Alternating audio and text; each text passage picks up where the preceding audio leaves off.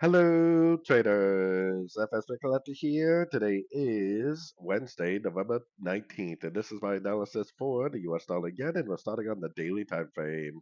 So the dollar yen pushed beyond the 78%, which means my next big area of resistance is going to be the 90% Fibonacci from the weekly.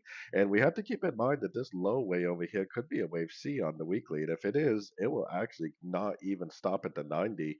Maybe it will bounce, but it could just keep on trending on the weekly time frame. So the trend is always your friend, and I've been recommending nothing but longs for actually several weeks now.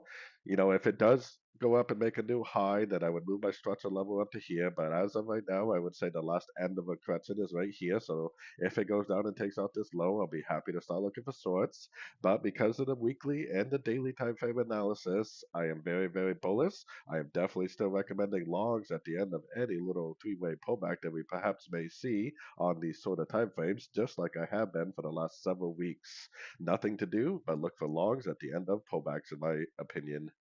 So, anyways, don't forget to check out my website linked over here in the corner. And as always, thank you for watching and happy trading.